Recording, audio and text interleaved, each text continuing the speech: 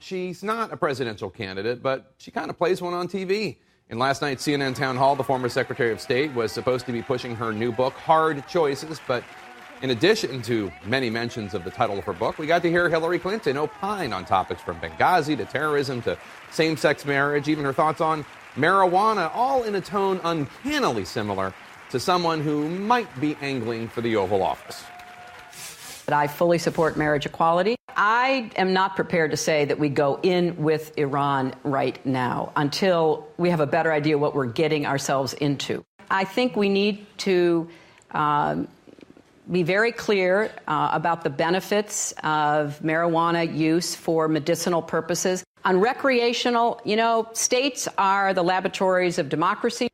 Polished talking points, the use of the personal pronoun we, even taking times to shake hands with a giant squirrel stalking her outside the event from the Republican National Committee. Clinton certainly looks and sounds like a candidate, but how much longer can Hillary Clinton refrain from officially becoming one without affecting her possible campaign? Let's bring in Ann Gearan, staff writer for The Washington Post, covering Hillary Clinton, and CNN political commentator Carl Bernstein, author of A Woman in Charge, The Life of Hillary Rodham Clinton. Carl, let's start with you. We heard Clinton on a lot of issues, but did you hear a platform she could run on, a singular message about her potential candidacy? Yes, and that is the definition and evolution of Hillary Clinton. And she's getting it out there, and quite effectively, especially yesterday.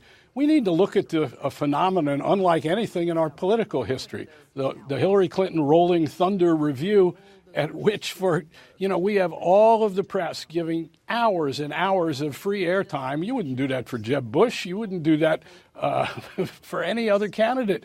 It's kind of like she's a celebrity unlike anybody in our political system. It's a little more like Muhammad Ali or Pope John Paul II in terms of the gravitation of our notebooks and cameras and fascination. And she is setting down a kind of gauntlet that we've never faced before as reporters or as voters. She is defining herself as she wishes to. There's risk in it.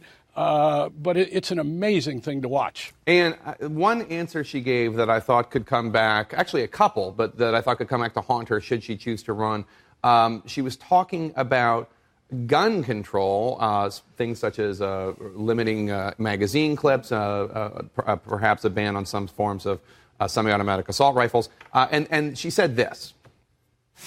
I'm well aware that this is a hot political subject. And again, I will speak out no matter what role I find myself in. But I believe that we need a more thoughtful conversation. We cannot let a minority of people, and that's what it is. It is a minority of people hold a viewpoint that terrorizes the majority of people.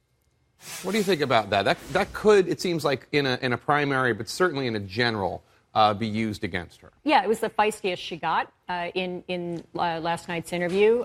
Using the word terrorize is certainly is a charged word. She's specifically talking about the NRA and the gun lobby. Right, of course, but she won't say that. She won't say that precisely. I think she's on pretty firm ground, as you suggest, in any Democratic primary, should there even be much of a primary at all. Right. But yeah, I mean, come 2 years from now, that would definitely be used against her. And Carl, an interesting moment on immigration. We have some new video now that just came into CNN of a customs processing facility in Texas where some of these unaccompanied children are staying after crossing the border alone. Clinton giving an answer that might not be popular with some Latino groups about the crisis last night. Take a listen.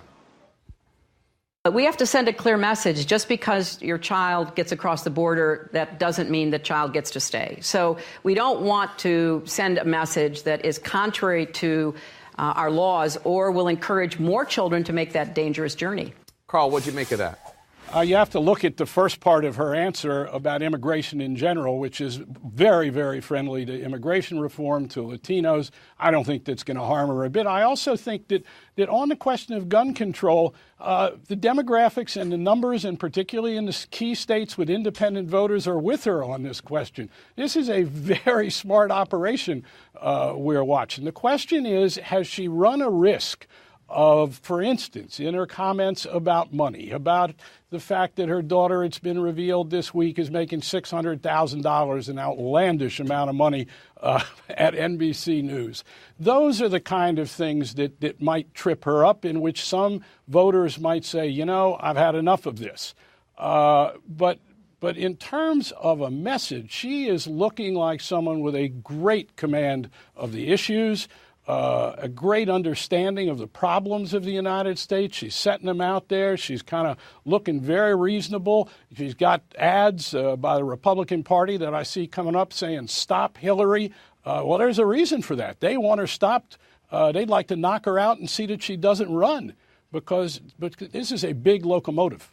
Polls, Ann, show that she has an overwhelming lead over any potential Democratic rival. A new Wall Street Journal NBC News poll shows, would you vote for Clinton? 38% probably certainly 37% no. Do polls matter this early? We are way far away from the election. Well, certainly she'll take it as good news, assuming she does intend to run and make that announcement some months hence. The problem is it's so many months until she would either announce or really actually begin running. That's a long time for those numbers to hang fire. Do you think that there's a risk of peaking too early for her? Of course. I mean, she ran that risk last time. She knows she faces it again. The cloak of inevitability did not serve her well in 2008, and she is trying to make sure that she doesn't have the same problem now.